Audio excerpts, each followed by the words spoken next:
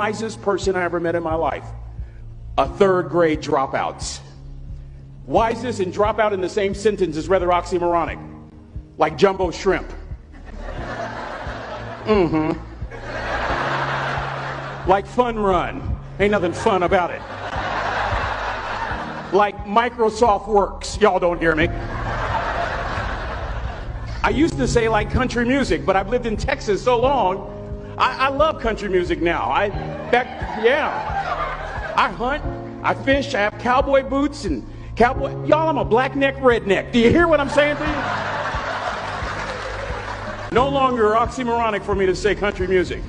And it's not oxymoronic for me to say third grade and dropout.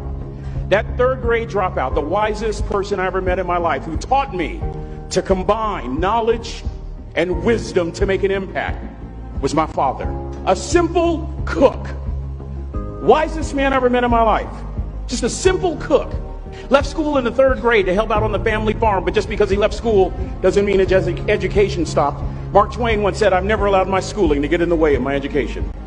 My father taught himself how to read, taught himself how to write, decided in the midst of Jim Crowism, as America was breathing the last gasp of the Civil War, my father decided he was going to stand and be a man. Not a black man, not a brown man, not a white man, but a man. He literally challenged himself to be the best that he could all the days of his life. I have 4 degrees. My brother is a judge. We're not the smartest ones in our family. It's a third grade dropout daddy. A third grade dropout daddy who was quoting Michelangelo, saying to us, "Boys, I won't have a problem if you aim high and miss, but I'm going to have a real issue if you aim low and hit." A country mother quoting Henry Ford, saying, "If you think you can or if you think you can't, you're right." I learned that from a third grade drop. Simple lessons. Lessons like these. Son, you'd rather be an hour early than a minute late. We never knew what time it was at my house because the clocks were always ahead. My mother said for nearly 30 years my father left the house at 3:45 in the morning. One day she asked him, "Why, Daddy?" He said, "Maybe one of my boys will catch me in the act of excellence. I want to share 2 things with you. Aristotle said you are what you repeatedly do. Therefore, excellence ought to be a habit, not an act." Don't ever forget that. I know you're tough, but always remember to be kind. Always. Don't ever forget that. Never embarrass mama. Yeah. If mama ain't happy, ain't nobody happy. If daddy ain't happy, don't nobody care. But you know, I'm trying to tell you. Next lesson. Lesson from a cook over there in the galley. Son, make sure your servant's towel is bigger than your ego. Ego is the anesthesia that deadens the pain of stupidity. Y'all might have a relative in mind you want to send that to. Let me say it again. Ego is the anesthesia that deadens the pain of stupidity. Pride is the burden of a foolish person. John Wooden coached basketball at UCLA for a living, but his calling was to impact people. And with all those national championships, guess what he was found doing in the middle of the week? Going into the cupboard, grabbing a broom, and sweeping his own gym floor. You want to make an impact? Find your broom. Every day of your life, you find your broom. You grow your influence that way. That way you're attracting people so that you can impact them. Final lesson. Son, if you're going to do a job, do it right. I've always been told how average I can be. Always been criticized about being average. But I want to tell you something.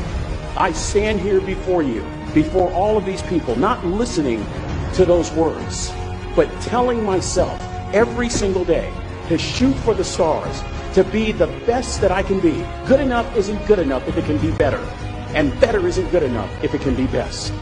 Let me close with a very personal story that I think will bring all this into focus. Wisdom will come to you in the unlikeliest of sources, a lot of times through failure. When you hit rock bottom, remember this. While you're struggling, rock bottom can also be a great foundation on which to build and on which to grow. I'm not worried that you'll be successful. I'm worried that you won't fail from time to time. Person that gets up off the canvas and keeps growing, that's the person that will continue to grow their influence. Back in the 70s, to help me make this point, let me introduce you to someone. I met the finest woman I'd ever met in my life. Back in my day, we'd have called her a brick house. This woman was the finest woman I'd ever seen in my life. There's just one little problem. Back then, ladies didn't like big old linemen. The Blind Side hadn't come out yet. They like quarterbacks and running backs. We're at this dance, and I find out her name is Trina Williams from Lompoc, California. And we're all dancing, and we're just excited. And I decide in the middle of dancing with her that I would ask her for her phone number. Trina was the first one.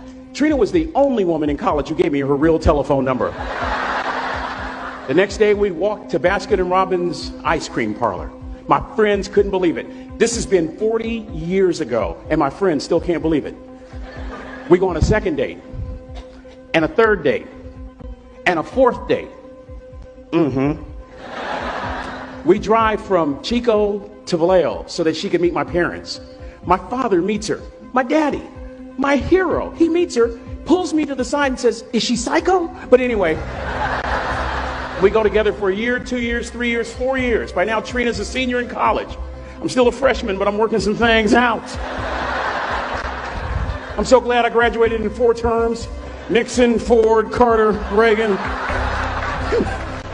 So now it's time to propose. So I talk to her girlfriends, and it's California. It's in the 70s, so it has to be outside. Have to have a candle, and you have to have, some chocolate. And listen, I'm from the hood. I had a bottle of Boone's Farm wine. That's what I had. She said yes. That was the key. I married the most beautiful woman I'd ever seen in my life. Y'all ever been to a wedding, and even before the wedding starts, you hear this? How in the world? And it was coming from my side of the family. We get married, we have a few children, our lives are great. One day, Trina finds a lump in her left breast. Breast cancer. 6 years after that diagnosis, me and my 2 little boys walked up to Mommy's casket. And for 2 years, my heart didn't beat. If it wasn't for my faith in God, I wouldn't be standing here today. If it wasn't for those 2 little boys, there would have been no reason for which to go on. I was completely lost. That was rock bottom. You know what sustained me? The wisdom of a 3rd grade dropout. The wisdom of a simple cook. We're at the casket. I'd never seen my dad cry. But this time I saw my dad cry. That was his daughter. Trina was his daughter, not his daughter-in-law. And I'm right behind my father, about to see her for the last time on this earth. And my father shared 3 words with me that changed my life right there at the casket. It would be the last lesson he would ever teach me. He said, "Son, just stand. You keep standing. You keep standing, no matter how rough the sea, you keep standing." And I'm not talking about just water. You keep standing. No matter what, you don't give up. And as clearly as I'm talking to you today, these were some of her last words to me. She looked me in the eye and she said, "It doesn't matter to me any longer how long I live. What matters to me most is how I live." I ask y'all one question, a question that I was asked all my life by a 3rd grade dropout. How you living? How you living? Every day ask yourself that question, how you living? Here's what a cook would suggest you to live this way. That you would not judge, that you would show up early, that you'd be kind, that you'd make sure that that servant's towel is huge and used, that if you're going to do something, you do it the right way. That cook would tell you this, that it's never wrong to do the right thing, that how you do anything is how you do everything. And in that way, you will grow your influence to make an impact. In that way, you will honor all those who have gone before you, who have invested in you. Look in those unlikeliest places for wisdom. Enhance your life every day by seeking that wisdom and asking yourself every night, how am I living? May God richly bless y'all. Thank you for having me.